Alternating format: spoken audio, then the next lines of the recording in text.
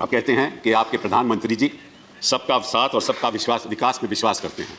सबका विश्वास तो उन्होंने खो दिया, क्योंकि 2014 से लेकर अब तक सबका साथ उन्होंने कभी भी नहीं दिया। You said rise above politics. I request you, Home Minister, you rise above politics, because this is nothing but politics. You are destroying the future of this country. Sir, I have the following things to say and following objections about this bill. First, this bill gives legal color to the two-nation theory, which I have already stated. Two, religion cannot be a factor in the acquisition of citizenship that has been rejected by the Constitution of India. So there are three concepts that you must understand, which is the basis of citizenship. Number one, born in the territory of India. Number two, my parents were born in the territory of India, descent. And number three, that I am ordinarily resident in the territory of India. There is no fourth concept on the basis of which citizenship can be granted. So I might tell you something very interesting. I belong to a family which used to live in Lahore. I came to India and I was born here in 1948, but my brothers, my sister, my parents, my grandparents were all born in Pakistan. We were all refugees. When we came to India, we were not citizens of India. Why? Well, because we were not born in the Republic of India. Therefore, we were not citizens of India.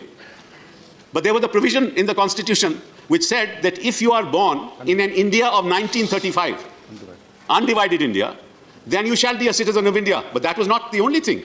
I had to become a resident of India. I had to come to India 6 months prior to July 1948.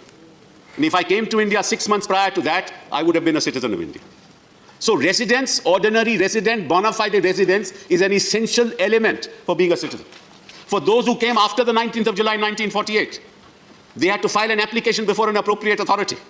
And in that application, before they filed it, they should have been resident in India for the last 6 months. They too could not get citizenship.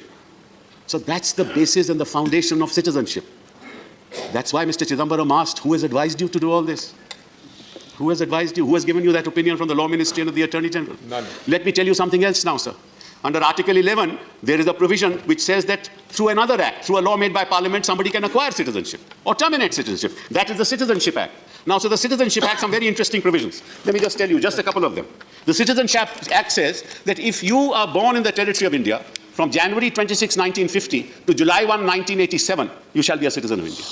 If you are born in the territory of India from July 1, 1987 to when the 2003 bill has been passed, which was passed in 2004, which is the Citizen Amendment Bill, you shall be a citizen of India if one of your parents is a citizen of India.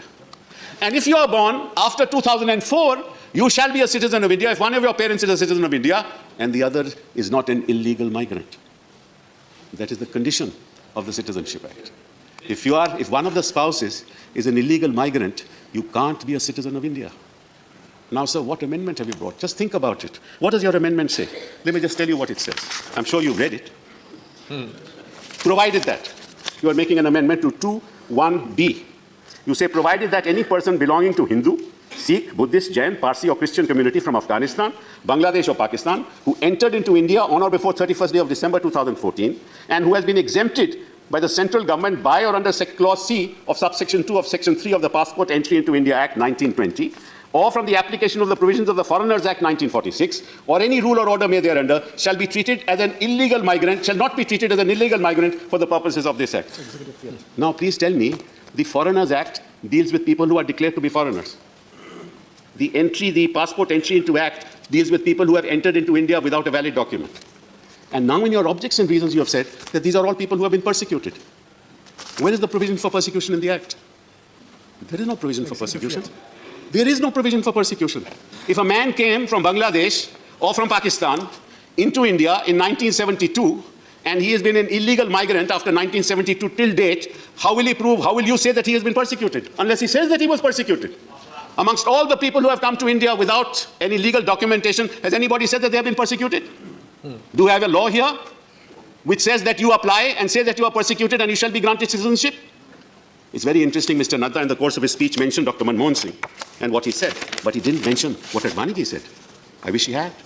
Because Dr. Manmohan Singh said, look, if people have been persecuted and they have come from our neighboring countries, you must give them citizenship. उनको नागरिकता मिलनी चाहिए. और अडवाणी जी ने क्या कहा? तो मैं आपको जवाब देता हूं. उन्होंने कहा, there are various kinds of allegations made that you are making discrimination between this and that, which we do not propose to do. We always say that a person who has to flee because of religious persecution is a refugee. Bona fide refugee. And he cannot be regarded on par with the illegal immigrant who may have come here for any reason, even for economic reasons. If he is an illegal immigrant, he is an illegal immigrant. This is what Advaniji said. Now, if these people are illegal immigrants, on what basis you say that they have been persecuted? Has anybody said that they have been persecuted?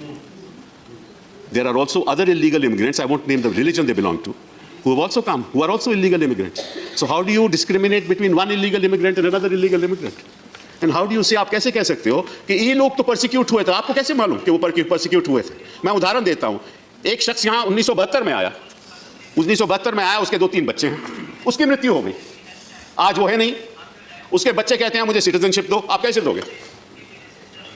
जिसकी मृत्यु हो गई वो तो कह नहीं सकता कि भाई वो प्रोसिक्यूट हुआ था, उसने कभी पहले कहा है भी नहीं, तो बच्चों को सिटीजनशिप कहां से मिलेगी?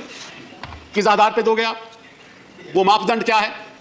किसी ने कोई कहीं गया है, बोला है, इन जो लाखों लोग हैं जिनकी आप बात करते हो, 19 लाख, चलिए 19 लाख की बात करते हैं, उनमें कितने हिंदू हैं? 5 लाख है, 6 लाख है, 10 लाख है, 12 लाख, उसके बारे में बात नहीं करूंगा मैं, लेकिन किस ऐसे हिंदू ने कहा है कि मैं प्रोसिक्यूट हुआ था? आपको साहब बड़ी गलतफहमी है। उन्होंने मालूम क्या कहा है अपने लेगेसी पेपर्स में कि मैं तो यहां का रहने वाला हूं। उन्होंने सब डिक्लेरेशन दिया है कि मैं तो यहां का रहने वाला हूं। आप उसको इस विधेयक के द्वारा झूठ बुला रहे हो। Please conclude. जो शख्स कह रहा है कि मैं तो हिंदुस्तान का रहने वाला हूं, आप उसको कहना चाहते हो नहीं नहीं तुम हिंदुस्तान के रहने वाले नहीं हो, तुम कहो तो तुम तो बांग्लादेश से आए थे और क्यों परसिक्यूट हो रहे थे, इसलिए हम आपको सिटीजनशिप देंगे। ये किस किस्म का कानून है? आप क्या कर रहे हो संविधान के साथ? आप धज्जियां उड़ा रहे हो संविधान से। आपका मकसद क्या है? आपका मकसद तो हमें मालूम है, 2014 से हमें मालूम है आपका मकसद क्या रहा है। कभी घर वापसी, कभी लव जिहाद, कभी ट्रिपल तलाक, कभी सीएबी, कभी एनआरसी, फिर दोबारा एनआरसी, मतलब कि फिर 370। आपका लक्ष्य हमें मालूम है, आपका लक्ष्य मालूम है, आपका नजरिया भी मालूम है। आप नाम से, किसी के नाम से पता करना चाहते हो इस देश में वो रहेगा या नहीं रहेगा। आपने एक बड़ी आपत्तिजनक बात की शुरुआत में, आपने कहा वो जो मुसलमान यहाँ हैं उनको डर करने की जरूरत नहीं। किस मुसलमान के आपसे डर है? हिंदुस्तान का कोई मुसलमान आपसे डरता नहीं है। ना मैं डरता हूं, ना मैं डरता हूं, ना इस देश के नागरिक डरते हैं, ना कोई मुसलमान डरता है। डरते हैं तो हम संविधान से डरते हैं जिसकी आप धज्जियां उड़ा रहे हैं। Sir, दूसरी बात sir, just I'm just finishing. Just my third. There are 4 more speakers from your party. Sir, excuse me. 4 more Just give me. Just third point, sir. They are targeting a community without naming it. In this bill, they are targeting a community without naming it. It violates the basic structure of the Constitution. It is divisive and exclusive. It will destabilize our polity, and 18 to 20 million people will not trust us. It weakens the foundation of our culture, of our beliefs, of our ethos. It has consequences that you can't even imagine. And this is part of your political strategy. The last thing I want to say, sir, is this, that this is legally tenable and legally reprehensible, morally reprehensible. Those who have no idea of India cannot protect the idea of India.